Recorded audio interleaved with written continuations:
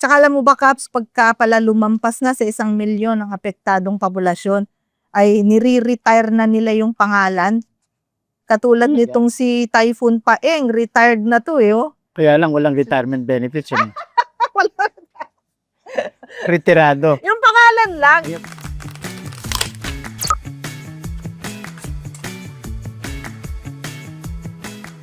Saan si Caps? Ang tagal. Si Caps? Oh, Caps! Saan ka galing? Umuulan sa labas eh. Kanina ang init ha. Ba't ka nakakapote ka pa? Ay, Kompleto basta ka pa ha? Pag uminit, Payong pa. kadalasan may kasunod na ulan yon. Bago-bago na ang panahon.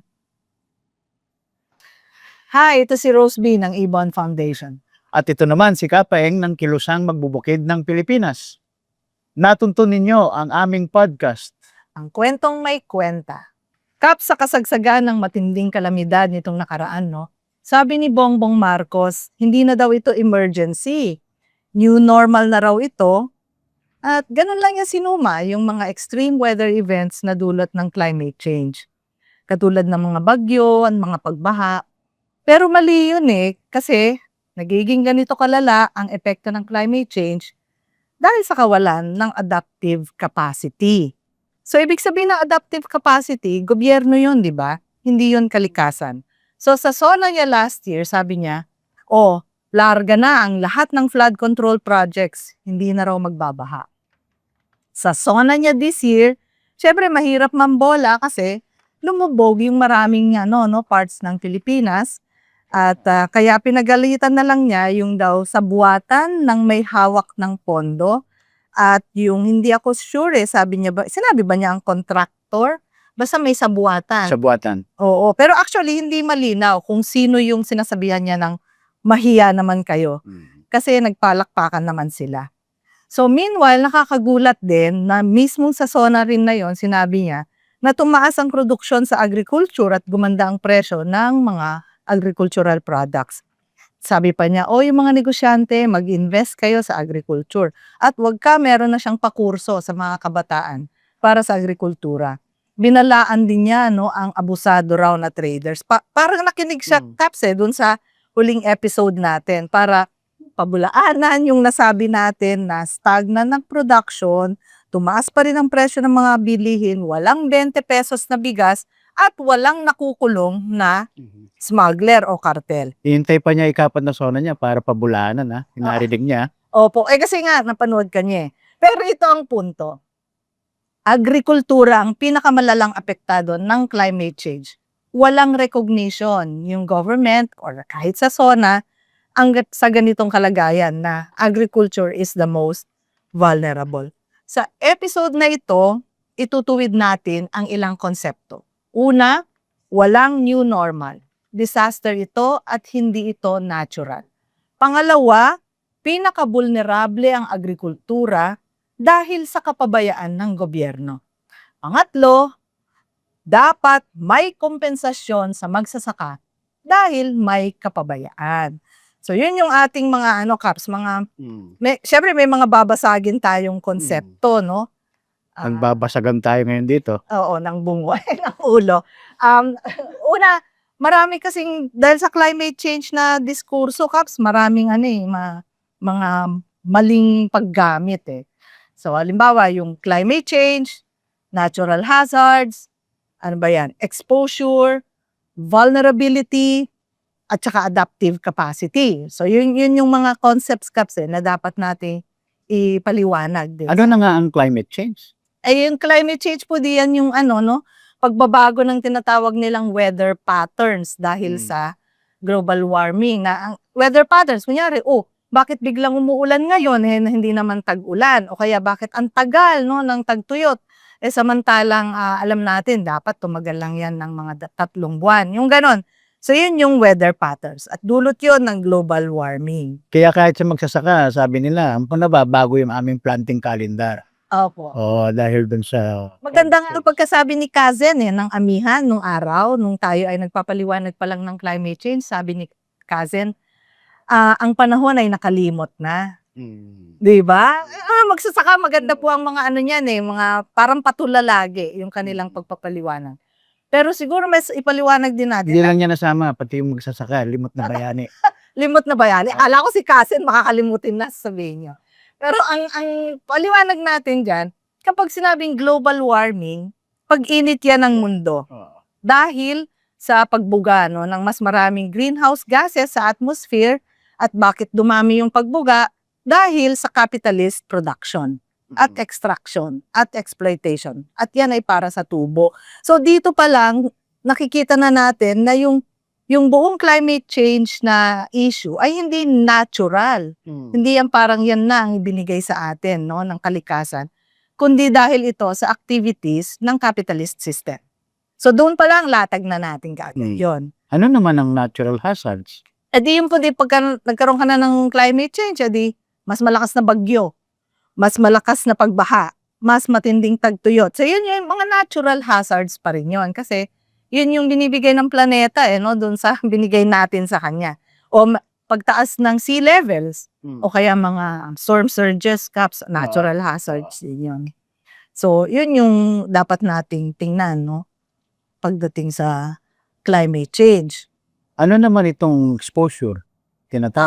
Exposure. Yan na po yung, kumbaga, may presensya ang komunidad, may presensya ng kabuhayan, or yung buong ecosystems, o ari-arian, at mga infrastructure, na maaring maapektuhan nitong mga natural hazards. So pag halimbawa, magsasaka, maaari siyang maapektuhan ng tagtuyot.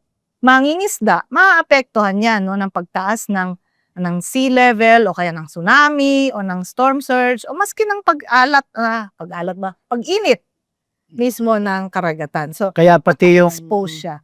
Kaya pati yung agricultural biodiversity, apektado. Opo. Actually, yung halimbawa, yung mga corals, mangroves, corals, madali na yan maluto.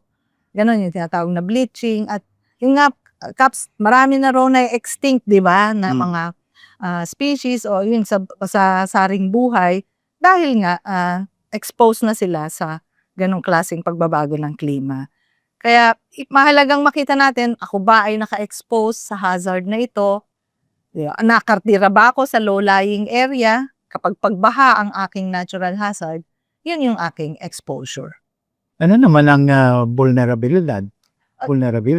Ayan na po, halo-halo na yung vulnerability. Ako ay vulnerable kasi tinitingnan natin ano yung degree na ako ay maapektuhan, ano rin yung degree na ako ay makakaangkop. So actually, yung dalawang yun sinusukat sa vulnerability. Pero, Caps, pinapalala yung vulnerability natin, naalala ko ito sa Yolanda, sa typhoon. Pinapalala ang ating vulnerability dahil sa kahirapan. Di ba yung sa Yolanda, nasa coastal area ako, nag-tsunami, nag-storm surge, pero dahil ang bubong ko ay barong-barong, mas vulnerable ako. Nagiging malala rin yung vulnerability dahil sa kawalan ng access sa rekurso. O kaya yung matindi rin yung agwat ng mayaman sa mahirap. Tapos malala din talaga ang vulnerability kapag meron tayong mahinang gobyerno o yung tinatawag na weak governance, yung mga rules natin, yung batas sa Yolanda, di ba? Hindi makapagpadala ang gobyerno ng sarili niyang eroplano at magdala ng tubig dahil lahat ay privatized. So makikiusap ka pa doon sa private corporation para magbigay ng relief doon sa mga nasalanta. So ang taas ng vulnerability natin dahil walang ganong klaseng governance. Mahina. So kasama na yung social inequality at yung social inequality at economic inequities, ganon. Ganon. Di ba, Kap, sa Ondoy, iba ang epekto sa Ondoy doon sa mga nasa informal settlements. At doon sa mga artista na umakyat sa kanilang bubong dahil matataas yung kanilang bahay, pareho silang nasalanta. Pero matindi ang naging risk o naging epekto doon sa mahihirap. Kaya yun pinapalala ng kahirapan, yung vulnerability. So yun. So ano naman itong adaptive Ayan na, Kap. capacity? Itong sinasabi nga ng Pangulo na tayo ay ito ay new normal na. Hindi niyo pwedeng sabihin yun kasi ang adaptive capacity, yun na yung kakayahan ng sistema na umangkop. Sa kakayahan niyang yun ang magpapababa ng ating risk go, yung ating risk. At doon huhusay yung tinatawag nating resilience. Mm. Ngayon, ang problema sa Pilipinas, kada tayo kunyari ay umulan, tapos nasalanta, nabaha, bukas naglalaban na tayo dahil maaraw na, sasabihin ng ating mga opisyal, napaka-resilient talaga ng ating mga kababayan. Ay, ang layo ng, sa diskusyon na lang natin, ang layo ng agwat ng pagkakaroon ng hazard exposure, vulnerability, adaptive capacity. Magkakaroon ka pa lang ng resilience kung totoong may sistema ng adaptive capacity. Pero walang ganun, kaya wag na sana nating abusuhin yung salitang yan, nakakainis lang. Parang inuuto lang tayo na tayo naman ay makakabalik kaagad, no? Saan tayo babalik? Galing na nga tayo doon sa kahirapan. So yun yung sinasabi natin na mali yung sabihin mo na new normal na yan kasi napakawala sa normal yung ating kalagayan bago pa man dumating ang sakuna o ang disaster. Mali ring sabihin na natural disaster. Wala pong ganon. Nagiging disaster, sabi nga ng United Nations, ang natural hazards dahil walang adaptive capacity, dahil ang gobyerno ay walang ginagawa, walang sistemang nailagay. So yun. Ngayon, Gabs, sana ganun, sana nabasag na yung mga maling konsepto. Pero episode natin ay patungkol doon sa, alam mo ba, na ang agrikultura ang pinakamalalang damage na nakukuha niya sa bagyo. Typhoons lang tayo, hindi na natin pag-uusapan ng El Nino. El Nino yung pagtayo, na yun. Sa nakaraang 15 years, 63% ng damage ay sa agriculture.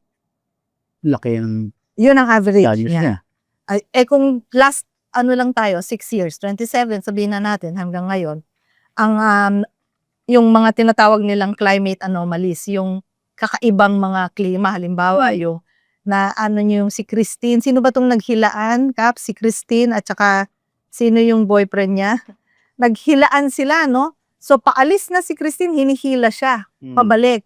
So yung mga ganong anomalya, marami yan sa nakaraang 5 taon, umabot yan sa 124 billion pesos na damages. Tsaka alam mo ba, Kaps, pagka pala lumampas na sa 1 milyon ang apektadong populasyon, ay nire-retire na nila yung pangalan. Katulad nitong si Typhoon Paeng, retired na to oh. Kaya lang walang retirement benefits yun. Wala. Retirado. Yung pangalan lang. Yung pangalan. Pero yung lakas ng bagyo. So, Kaps, baka naman pwede naman ating i-share kasi sabi natin, grabing naapektuhan talaga yung magsasaka, yung agrikultura. Eto, meron tayong listahan ng mga typhoons na dumadating talaga sa sa oras ng anihan o kaya naman sa taniman. So, halimbawa sa 2017, ang nakikita nating malalakas dyan, Odette Point, at saka sabi mo nga, malapad, no? Yung sinakop na area. Tapos, si Maring, konti lang naman yan. Milyon lang ang damage. Itong Urduha, malaki. Opo. 3.6 billion pesos ang iniiwang pinsala niya. Si Urdua, Mimaropa, Caraga, Visayas at Bicol ang napektuhan dyan. At Disyembre. Ano po ba ang panahon ng Disyembre sa mga areas na yan? Mayroong mga lugar na huling umaani, kumpalay, ng December. Kaya inabutan din yon. Yun namang nagpaaga ng pagtatanim ng sibuyas, meron tinatamaan yung mga bagong tanim na sibuyas. O kung nahuling namula ng sibuyas, yun? Sira ang punla nun. So malaking gastos. Lalo ang pinsala. So meron tayong isa pang yung Binta, no? Na may 2.1 billion ang iniwang pinsala niya, 2017 din. Buong Mindanao at Palawan. Pagdating na ng 2018, nandiyan na yung Ompong, di ba? Ang lakas. Malawak din sa Clau, Northern Benguet, Northern and Central Luzon, parte ng Visayas, no? At Mindanao. So 34, tama ba? 34 billion. 34 billion at mid-July ito tumama sa atin. Sa kanila pala. So ibig sabihin, sa kanila kasi hindi pa yan ang bagyuhan Ayun nga Kalagitnaan ng July. Sa Benguet, Northern, Central Luzon. Lumaliwanag mo na kanina yung epekto, yung paano nagbabago yung klima, panahon sa climate change. So, and then yung Rosita, di ba? Si Rosita. 3 billion ang iniwan Isabela. na Isabela, Northern and Central Luzon. Kaya palagi diyan sa gustong palaging dinadalaw yung hindi naman iniimbitahan yung bagyo doon bakit punta ng punta ron Oo. Talagang sana kung per invitation, hindi naman. 2019, yung Tisoy, Kawawa naman, Diba? Isabela, gitnang-gitna. At Ito, least wala siyang tubig, no? pumunta ng Bad. Bicol. Sa 2019, si Tisoy? Siguro, tinanong, saan ba nanggaling si Rosita, no? Sa Ompong. Bicol, saan ba? Hindi, kaya nga, sinabing sa Northern Luzon, Benguet, dito naman tayo pumunta sa Bicol. Kawawa tong mga to, no? O, Ito sabi ni Rosita, Pure- kaya lang, pure nag-iwan ng, region. nag-iwan ng pinsalang 3 billion, no? Ma- I don't know, 5.9. 5.9 billion. Oh. Biliran, Capiz, Cebu, Eastern, no? Hindi, ito Ay, si ito Biliran Cup. si Ursula Beta. Ang ganda Si ng Ursula, pangalan, di ba? Oo. Fun phone, yan ang Oo. international. Kadalas ang panayaw niyan, Sula. Sula. O Sol. Yan. 3.5 billion ang iniwan niya. Pagdating ng 2020, Eto na. ito na, lakas yung bagyong to. Rolly. O, lakas Opo. niyan, no? Catanduanes. Catanduanes naman, dyan, noong mga unang panahon, dyan naglalandfall sa Catanduanes. Opo. Ang mga bagyo. Oo. Ano yun? Kasi pag nakinig ka ng weather, balita sa Oh. papasok na bagyo, naglandfall na ba sa Catanduanes? Ganun ang kadalasan ngayon, wala ka na maituro sa naglalandfall No? So, Oy, maski po sa Yolanda, nauna siya sa Catanduanes. nauna, Diba? tama. Bago siya pupunta Oo. sa Eastern Visayas. Siguro, sabi ng Catanduanes, dumaan ka muna rito bago magtuloy ng Palete. Alam nyo, hindi biro, Caps, yung mga magsasaka sa Catanduanes na interview namin, parang isang linggo nilang limas ba tawag doon? Yung baha. Kaya lang, yun Kasi Baka- dagat, tapos meron din Baka silang ito, malaking rin. ito si Ulysses. Yung isa pa. Ito Ito talagang matindi yan. ito. Luzon din, Metro Manila, Si Ulysses. 20.2 billion ang iniwang pinsala niya. Yan, may bagyong Kinta, may bagyo ding Ambo, no? Dongfong. Yan ang si Oo, Dongfong. then andyan ang bagyong Maring, 2021, 2022. Ang malalakas diyan yung sa 2022. Ito, ang lakas nitong Paing, bagyong Paing. Wait lang, Caps. 30 Balikan ko billion. si Maring. Si Maring, Hindi tama. siya bagyo. Ano yan? Siya ay tropical storm. Pero Ayun siya ang po mabig- ay nagkaroon ng damage na 7.4 billion sa Cagayan, Benguet, Mimaropa, Western Visayas. Panay Island. Tapos pagdating ng 22, dahil hanggang doon lang naman yung datos natin, hindi, may 20, si Kapaeng tuloy, si Paeng. Pero ang mas malakas kay Paeng sa damage ay si Henry. Yan, So, yun po yung Danyos. Pagdating sa 23, malaki rin ang damage ni Egay, Caps. Wala na kasi tayong datos 16.5. official ng 2024 pa. At syempre itong mga nagdaan na 2025. Yung dalawang bagyo yung natatandaan ko dyan sa 24. Si Karina, 24. Si Karina tsaka si Pipito. Ayun nga yung naghilaan. Ito yung naghilahan. No? Opo. Paalis na, hinihila pa pabalik.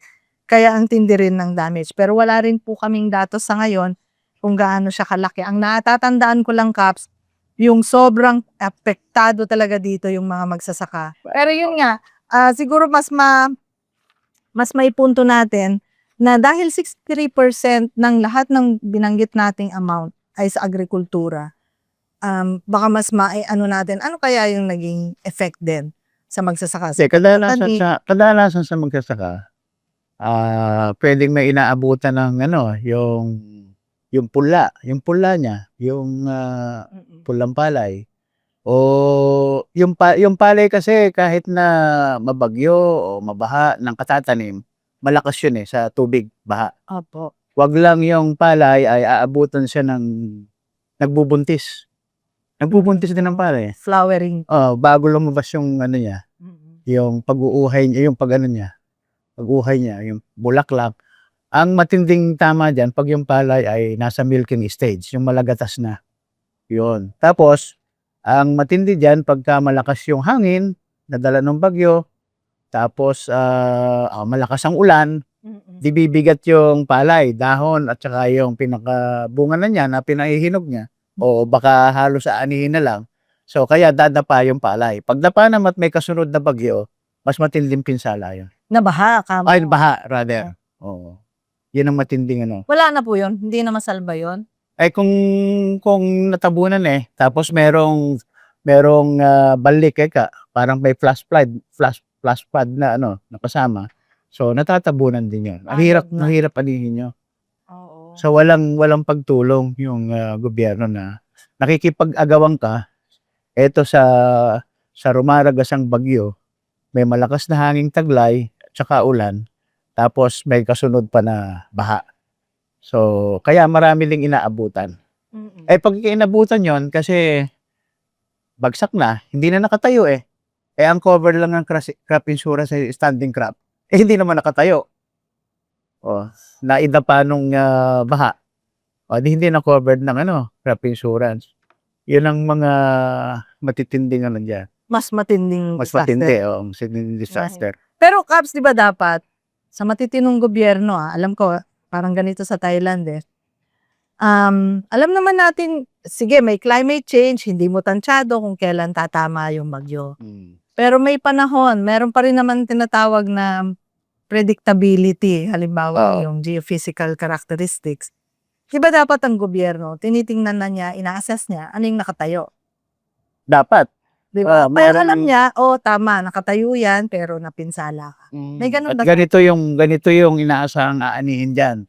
Mga ganon. Kaya bago dumating pa yung bagyo o anumang hazard sa agrikultura, may humigit kumulang alam na niya yung pwedeng mapinsala. O pwedeng maging halaga nung iiwan pinsala nung bagyo. Oo, Bagyo kasi yan. di ba sa projected mong kikitain, bibilahin ko yung nakatayo. Sige, pasimple natin, kunyari sabihin natin, may 20 kang nakatayo. And hindi ko alam kung anong bilangan. 20, ang projected income niyan ay ganito. Inanod lahat. Based sa projected income, yun yung bibigay ko sa yung danyos o ano ba tawag doon? Insurance. Kung covered ka ng insurance. Ayun na. Kalakhan naman non-insured yung mga pananim ng mga magkasaka natin Kaya kaya kokonti lang din yung kino-cover nun. So, kung mais naman, sa mais may masasalba ka ba kumpara sa palay? Kasi kung lagain, yung mais, may laman na, lalaga mo. Kung magulang naman pwede mong anihin yon kahit na hindi mo patuyuin. Mas sturdy yung mais. Ano yung mais. Pero syempre, mataas yung... So, kaya yung climate vulnerability talaga, may kaugnayan yan doon sa economic vulnerability. Opo. Kasi kung ang magsasakay, wala naman sa financial resilience, financial and economic resilience, o finance economic sustainability, matindi talaga yung epekto nun. Kaya titingkad yung at maraming kwento ng kapabayaan ng gobyerno.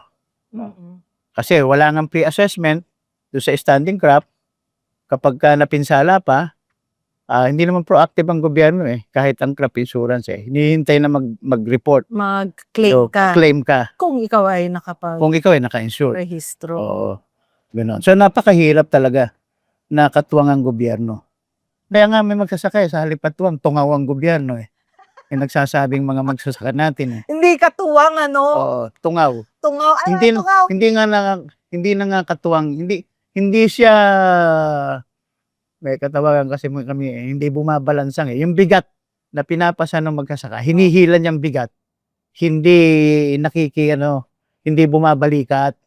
Hindi bumabalikat o hindi minsan kahit naman sana magpagaan ka, di ba? Hindi nga Sa halip na magpagaan, nagpapabigat kahit nakasama Tapos aagawin pa yung kredito. Pag maganda resulta. Talaga. Ano bang tungaw, Caps? Naninipsip ba yung peste na yan? Hindi, Makati yan sa... peste, pero Makati yan Pag nadikit sa'yo yan, Makati. Yung parang Makating mahapdi. So, ang adaptive capacity natin ay gobyernong katungaw, hindi katuwang. Hindi katuwang. So, kaya na lumalala yung epekto sa agrikultura, at ito na nga yung ating tinatalakay, ay dahil yung wala tayong suporta, as in talagang sobra tayong exposed sa natural hazards sa agriculture, pero wala yung gobyerno. wala siya no? Kahit sa insurance, hindi siya nakapaloob doon. Yung ang mga flood control dikes, pagka aapaw yung tubig sa ilog, yung mga mamamayan sa baryong yun ang nagtutulong-tulong. Lalagay ng lupa sa loob ng sako and then itatambak nila yon. So, wala yung gobyerno. Yung tiga DPWH, hindi na nag-PP assessment yon. Bihira yung DPWH na pumapagitna sa sa katindihan ng bagyo o Pero siya lahat ang Baha. nakakuha ng mga budget. So, Caps, ako sa simpleng lang din, pag-unawa, ang gusto kong tingnan, kung pag-uusapan natin na meron nga bang gobyernong support, government support doon sa ating exposure at vulnerability, titingin lang kami sa budget sa bahagi ng ibon. So, ang nakikita natin ay may neglect talaga, may kapabayaan dahil halimbawa, may tinatawag sila na Climate Change Expenditure o CCE, no? At yung average na budget dyan, o percent of national budget, nung panahon ni Duterte, 6.2%. Yung budget na yan. Pero sa panahon ni Bongbong, lumaki, naging 11.7%.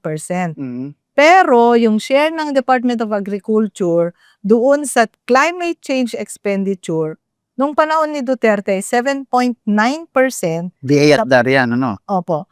Sa panahon ni Bongbong ay naging 5.6% lang. At kalakhan talaga ng climate change expenditure ay nasa DPWH at saka DOTR. So, oo, tumaas ang climate change expenditure sa ilalim ni Bongbong, pero mas maliit ang para sa agrikultura. At mas nakakonsentrate doon sa tinatawag nilang infra-related climate adaptation measures. Sa totoo lang, tinatawag nating climate change tagging lang naman yan. Ilalagay nila sa pangalan ng climate change, adaptation o mitigation, pero kalakhan ay nasa infrastructure. So, katulad nga, pero ang masakit, sinasabi nyo, pag umapaw pala yung flood control, yung kanal, yung magsasaka pa ang gumagawa ng paraan. Gayong nakuha na ng DPWH yung kalakhan ng budget niya para dun sa... Yung halimbawa, irrigation canal, palaging dinadaanan yung medyo mababang bahagi, palaging dinadaanan ng tubig baha, di pag nawasak yon maglalaan na naman ng may proposal na naman for another Oo nga, no? budgetary allocation. Mabuti na lang yung mga tiga-baryo. Ito, San Andres 1, Quezon Nueva Ecija.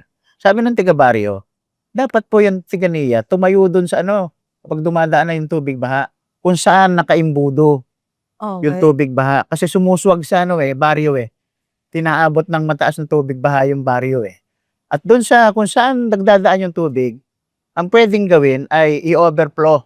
Ibig sabihin, nasa ilalim yung concrete na kanal, parang culvert, sa ilalim, nasa ibabaw dumadaan yung tubig na baha. So, ganun ang ginawa. Hanggang ngayon, walang nasisira doon. So, ibig sabihin, kailangan magtanong Kasi wala namang nakakakita kung saan nagdadaan yung malaking volume ng tubig baha, kundi yung tiga-baryo Oo nga.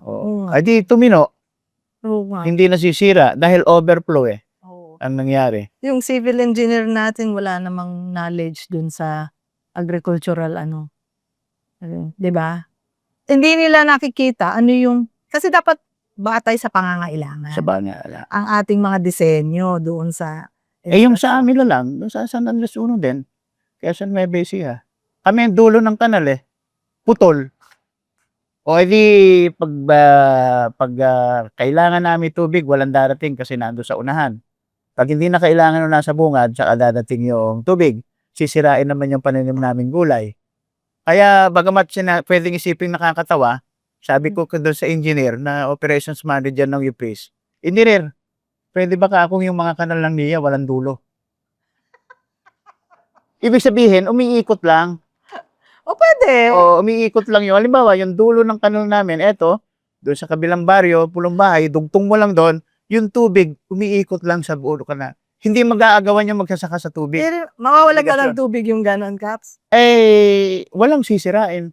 Kasi yung tubig nando sa loob ng kanal. Pinutol Ano sabi ng NIA? Nakatatawa.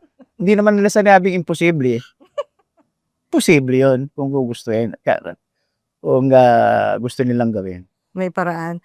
Yung crop insurance caps, Mm. 4.5 billion ang budget ng PCIC, yung Philippine Crop Insurance. Pero pag tiningnan natin, ang projected income dapat ng agriculture ay 437 billion. Ibig sabihin, yung crop insurance, ganito lang kasimple ko siyang inisip, pero pwedeng mali. 1% lang ng projected ng projected income. Oo. Oo. Tama ba ang ganun mag-isip, Caps, na yung projected income na yun, 1% lang ang naka-insure? O yung binabanggit nyo kanina na, hindi naman lahat yan mapupunta sa magsasaka. Hindi nga, ang nangyayari kasi yung crop insurance, sa totoo lang, loan insurance.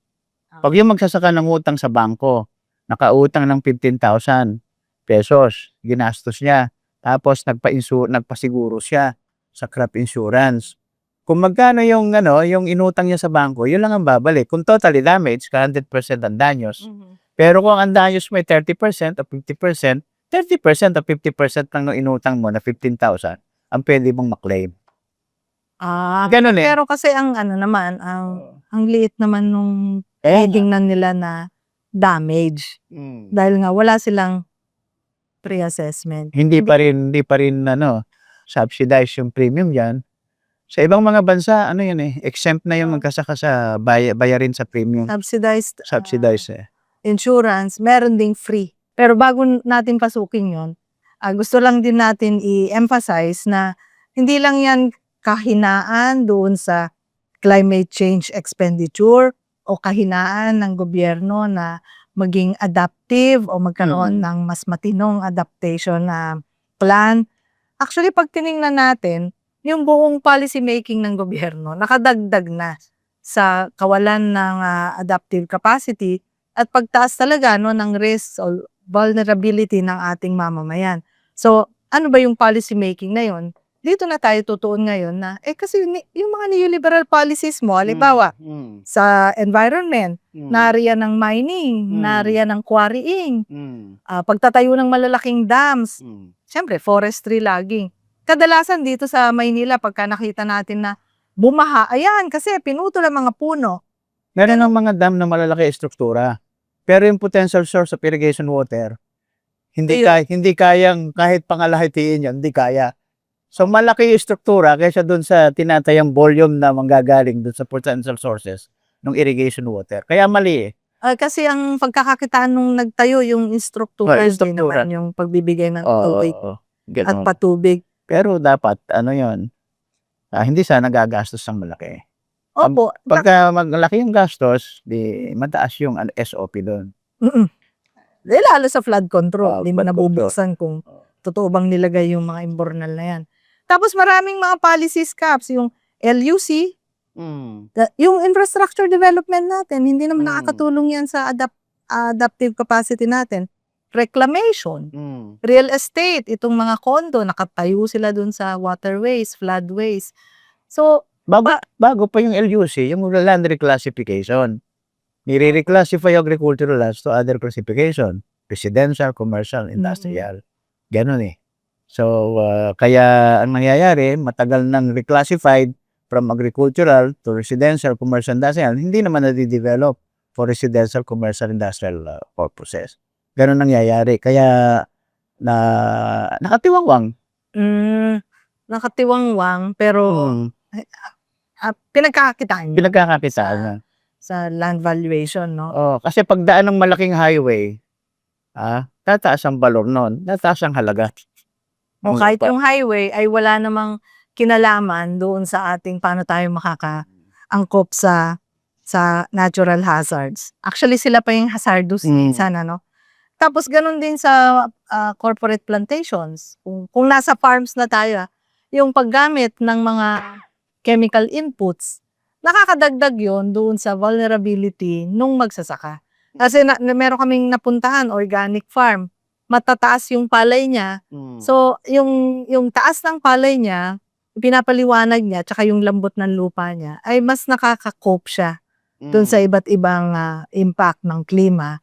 At hindi katulad nung kapitbahay niya o malayong kapitbahay na naka-chemical farming, madali siyang masalanta. Sa organic kasi, lalo na kung nakahalo yung organic fertilizer doon sa lupa, ang matutunguhan ng ugat ng halaman, ng agricultural crops, papunta sa ilalim. Opo.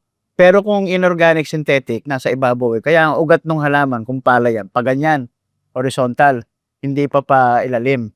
Kaya yung, dahil ganon, so nung kumukuha ng pagkain sa ilalim, tumitigas yung katawan niya. Pag tigas ngayon ng katawan niya, kahit malakas ang hangin, hindi siya makayang idapa.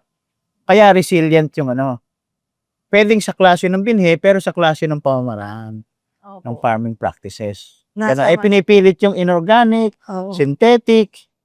Sinisiraan yung organic eh. Paano bebenta yung mga chemical na Sa Vietnam siguro mga 500,000 hectares ang nasa ilalim ng organic system of rice intensification. Less gamit ng tubig, walang ganong gamit sa chemical, fertilizer kasi organic eh. Pero ang average yield nila per hectare, 8.8 tons. laki, no? Laki. At karamihan ng practitioners nila, kababaihan. Pero yung organic SRA nila, System of Rice Intensification, ang pangunahin nagtutulak yung gobyerno to the Ministry of Agriculture and Rural Development. Ganon. Dito may Organic Agriculture Act tayo, may batas, pero walang akto. No. So, At least may minimal. 1 billion pesos ang So, kaya sa halip na yung paninim na resilient, talagang napakadaling pinsalain ng kalamidad o ng hazard. Kaya nga ang sabi natin, ang pinaka-disaster talaga sa atin, yung neoliberal policies eh. Kasi lahat ng neoliberal policies, pagbubukas talaga ng extraction, exploitation ng ating natural resources, paano natin maproprotektahan yung lupa, yung kagubatan, yung biodiversity na malaking bagay sana para maging tayo. Wala pa ako sa resilience, nandun pa lang sa adaptation, no, na tumaas sana yung ating kakayahan. Siyempre, ang suma pa ng neoliberal policies ay yung economic caps, yung importation ngayon ay parang pinipigilan niya, no, na wala mo ng importation kasi hindi popular na talaga no, para sa kanyang imahe. Pero yun ang policy niya ang mag-compete yung lokal doon sa imported. Saka problema yung yung Department of Agriculture diyan. Kasi doon sa amendatory law ng Agricultural Tarification Act na inamyendahan ng Rice Tarification Law, Rice Liberalization Law, yung dating 10 billion budget ng Rice Competitiveness Enhancement Fund, ginawang 30 billion. Okay, yung 15 billion doon, discretionary fund ng Pangulo.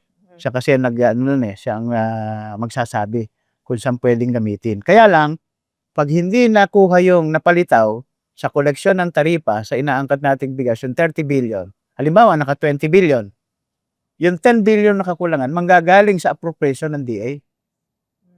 Ngayon, anong programa ng DA ang panggagalingan nun? Kung halimbawa, hindi makuha yan. Halimbawa, 15 billion lang, doon sa kabuang 30 billion. Saan manggagaling yung 15 billion? Saan programa at proyekto, activities ng DA, manggagaling yung 15 billion? Saan, Caps? Hindi, ang pinupunto ko lang, dapat kung manimulan. Kaya, yun? Direct service. Halimbawa, 113 billion yung sinasabing budget sa 2016 at 2026. O ikinulang halimbawa ng 15 billion. O edi mababawasan yung 113 billion. Ano ang tatama ang priority programs, projects, and activities? Yun yan, no? Bawas tariff revenues, kunyari, pero walang pagdagdag. Dapat, general budget. Dapat talaga, lalong lumalakas yung argumento natin na dapat kunin mo sa general appropriation, sa GAA. Oo nga.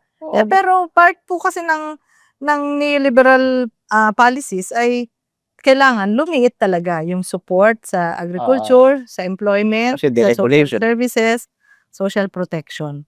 So yun din yung nakakadagdag doon sa vulnerability ng ating mga mamamayan. Napag-uusapan na rin lang, Caps, yung pagliit ng budget para dyan sa suporta.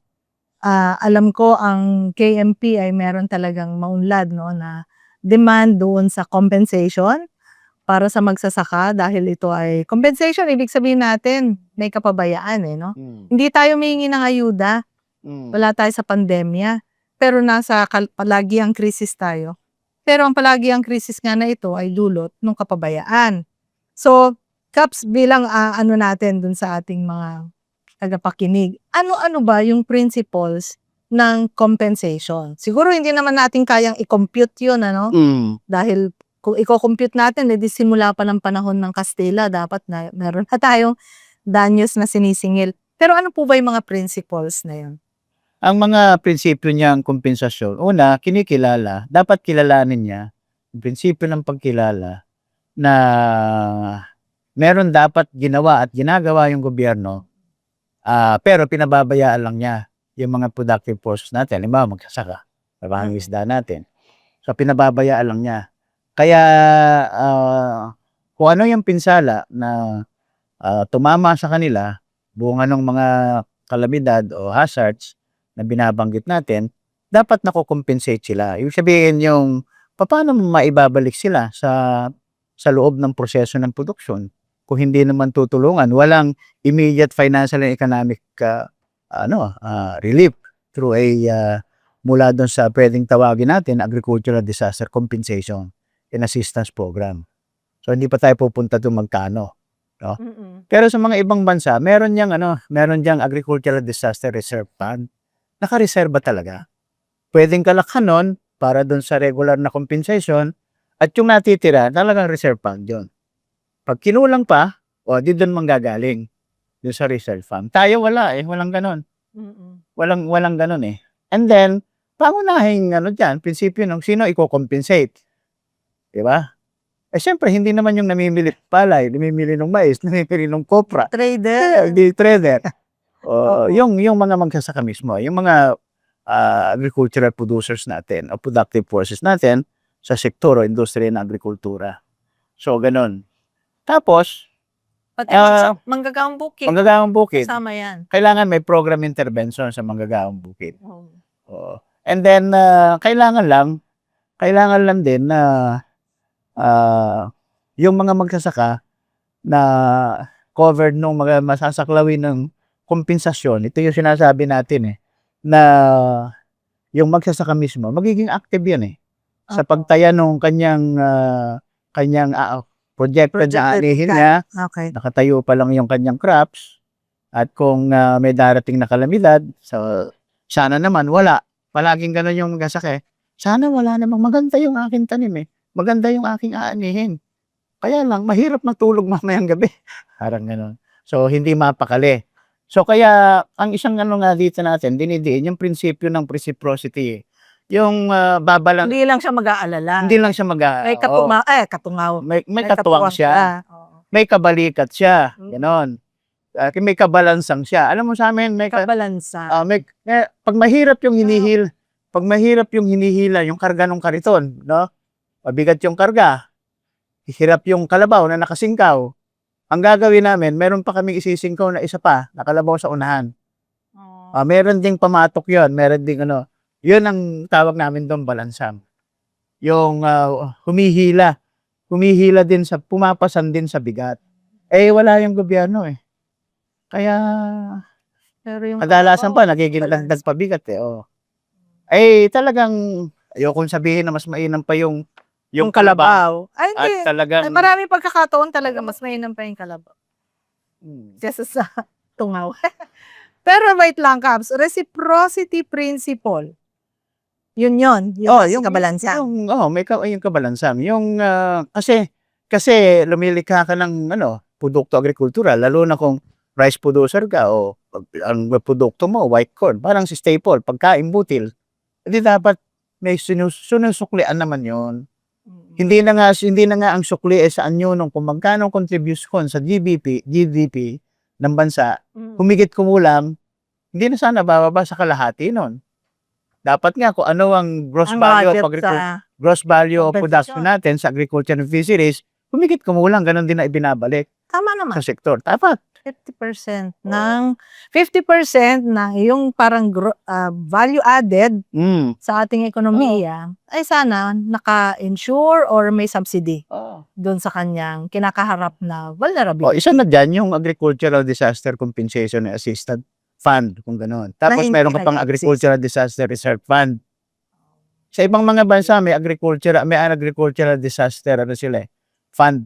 May agricultural fund nga for rural development Mga ganun. Tayo walang ganun Nakasama diyan sa buong budget ng Department of Agriculture. So, Sad. Malungkot. Kasi ang naisip ko sa reciprocity, Caps, ganito lang pag matutulog na yung magsasaka at alam niyang naka-monitor siya sa panahon. So alam niyang babagsak na, magla-landfall mismo doon sa kanyang area. Makakatulog siya ng mahimbing kasi merong gobyerno na nag-i-insure sa kanya na saka mo na yung pag-isipan na pagtapos na ng bagyo, malalaman natin kung magkano ang danyos mo. Walang ganun isang halimbawa, 3 araw pa darating yung kalakasan ng bagyo sa lugar na sa isang bayan ganito o probinsyang ganito. Pero meron ng mga aanihing palay. Dapat yung gobyerno tumutuwang na doon. Ibig sabihin, bumabalansang na siya. O sasabihin niya, tutulungan po namin kayong mag-ani. Kung meron siyang reaper o combine harvester, kami na po ang aani. Noong palay ninyo, hahaputin na rin namin, kami na rin ang magpapatuyo. So, ganoon, may yung nagagantihan yung magsasaka doon sa yung contribution niya sa sektor na agrikultura. Hindi yung idinidikdik pa. Idinidiin pa. Di ba? Magandang prinsipyo yon na yung kung ano yung contribution mo sa ekonomiya. Sabay kung meron kang isang social na contribution at hindi ka lang producer ng mga luxury goods. Dapat yun yung katuwang na kompensasyon o katuwang na suporta. Kasi yung paglahok ng magkasaka ng ating agricultural producers sa buong proseso ng produksyon, social and economic contribution niya yun Parang sasabihin niya, bahagi ko ito sa aking social function Kasi nga yung nasa productive na activities ka sa sektor agrikultura dahil productive forces ka. Meron akong tungkuling panglipunan, di ba? Kailangan na natatapatan na hindi man saktong 100% susuklian, di ba? Kailangan may pagsalubong yung gobyerno. Pumupunta na yung gobyerno, yung magsasaka tumatalipod ka hindi aso ng prinsipyo. Tsaka yung sinasabi nyo nga na ang mahalaga ay makabalik ang magsasaka at ang mga actually buong masang anak pawis doon sa kanilang produksyon pagkatapos ng bagyo. At wag nyo kaming utuin ng resilience na yan dahil wala namang binigay ang sistema na suporta habang kami ay sumusuong doon sa kalamidad. So, parang nabuo naman natin, Caps, na una yung ating mga konsepto ay pinaliwanag natin na hindi new normal ito dahil ito ay dulot ng kapabayaan at pinaka-vulnerable ang agrikultura dyan sa kapabayaan na yan. At dahil may kapabayaan, dapat may kompensasyon sa magsasaka na merong malaking kontribusyon doon sa ating ekonomiya. At yung kompensasyon na yun, hindi yun inaabot sa atin, Caps, na parang sabi nga sa English, on a silver platter. Yun ay kinukuha natin, clinic-claim natin doon sa ating paring, pakikibaka, bilang sa sektor ng nagsasaka. So, pero kung nagawa natin yung magsasaka, bilang productive forces nga sa main productive forces sa kanayunan, nagawa natin siyang yung kanyang yung self-reliance niya sa financial, yung financial and economic self-reliance, magiging bahagi lang yung compensation Opo. Hindi siya yung pangunahin na anyo ng ng magsasaka. Kasi kahit tinatamaan siya ng kalamidad, ba't po, pwede kong maghabol ng aking kompensasyon, pero meron naman akong dudukutin sa bulsa ko, bibili na ako ng binhi ko, simula na ako. Yun ang kailangang maiakyat sa ganong katayuan, yung ating mga magsasaka. Libre lang naman mangarap, Caps. Pero na-discuss nga natin na paanong magkakaganon. Itong produktibong puwersang binabanggit natin, ito ang pinakamahirap sa lahat ng sektor sa Pilipinas.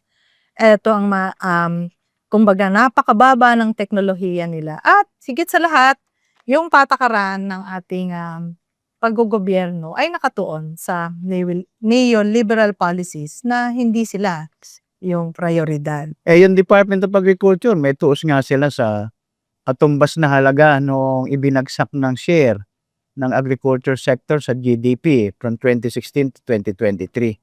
From 10.4% ang share niya, bumaba o bumagsak sa 8.6. Ganyan ang sabi niya. So yung binaba na yon ay katumbas ng by 1.8% yun eh. At yung 1.8% na yun, hinulagahan niya yun.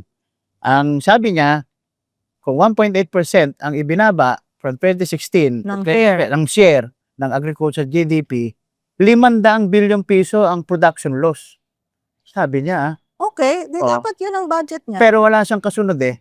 Wala siyang kasunod na sinabing, kung meron 500 billion na annual production loss, paano ko babawiin yan? Opo.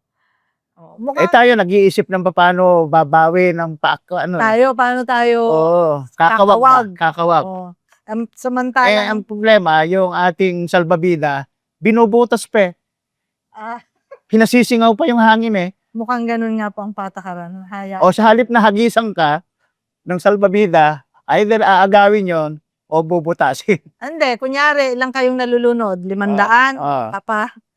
Yan, 50 ang salbabida. Yan, ganun. Mag-agawan kayo dyan. Mag-agawan kayo, tapos, di ba, tayo pa masama. So, yun. Tingin ko, Kabs, na-cover naman natin lahat dun sa ating episode ngayon na bagyo, no? Bagyo at baha at kung ano-ano pang mga kalamidad ng dumarating sa atin at tayo yung nagsasuffer at ito ay hindi dahil sa kalikasan kundi dahil ito sa kababayaan mismo ng ating gobyerno. Kaps, nung nakaraang episode, anniversary ng KMP. Ngayong Agosto, anniversary naman ng Ibon 47th anniversary. Siguro isang salamat. Wala pagkain. Ang isang maisi-share ko dyan, alam mo ba, na ang una naming primer o librong nilabas na research na merong field, yun ang pinagmamalaki namin meron kaming field researches, ay tungkol sa cassava plantation sa Isabela. Kung saan nagpunta pa kami doon at sinalubong kami ng mga magsasaka. Ang gusto ko lang sabihin, ang una naming research ay talagang nakatuon sa agrikultura. Tapos syempre, meron kaming mataas na pagtangi sa inyo. Ano ba ang natatandaan niyo sa ibong? Sa buong buhay niyo? Buong buhay. Unang-una, pinakamailit na pagbati sa inyong pagdiriwang ng anibersaryo. 47, matanda kami sa KMP. Natanda sa KMP. Ang natatandaan ko at malaking naitulong sa akin mismo, ito rin siguro yung isang dahilan kung bakit pagka nasulyapan ko numero, nagre-rehistro ka agad. Yung publikasyon ninyo, yung facts and figures. Facts and figures, Kasi doon, numero eh. Doon, ibig ko sabihin, wala pa itong kwentong may kwenta. May kwenta na kami. May kwenta na kayo eh. Salamat ka. Di pa pa'y kahulugan na may kwenta, may kabuluhan. Thank you. Yung ginagawa ng, yun talaga, nag-register, yung facts and figures. Hindi ko lang, pero inangatan ko yun. Yung unang-una kong nabasa na facts and figures niyo na nilalabas. Ano issue? Yung kaugnay dun sa assessment ng Ibon sa sa implementation ng Presidential Decree number 27 ni Marcos. After 14 years. At doon, ang sinasabi doon, wala pang ganito. Wala pa. Ganito ang tinarget ni Marcos na number of hectares ng lupang sasaklawin. Ganito ang tinarget na beneficiaries. Ganito lang. Hindi humigit sa 3% ang nasaklaw na lupa at nasaklaw na beneficiaryo. Yun ang natatanda ko sa actually, ang itutuloy-tuloy naman naming mission, Caps, ay talagang gawing popular at madaling maunawaan ang mga konsepto, ang mga kwentahan natin, ang mga datos, ang mga economic issues ng ordinaryong mamamayan nang sa ganon ay magkaroon sila ng pagtingin at tindig kung paano nila yon babaguhin, yung kanilang kalagayan. So ayan, maliit na kontribusyon mula sa amin. Siguro ito na rin yon, no? At kung meron man kayong gustong mga paksapa na talakayin namin o pag-usapan sa next episode, mag-comment lang kayo. Tapos i-follow nyo na lang yung aming social media accounts, ang Ibon at ang KMP. Ang link ay nasa description. So, Kaps, so ayun. Tapos na ang kwentuhan natin, pero hindi pa natatapos ang kwento. Oo nga, subaybayan nyo pa rin ang kwentong may kwenta.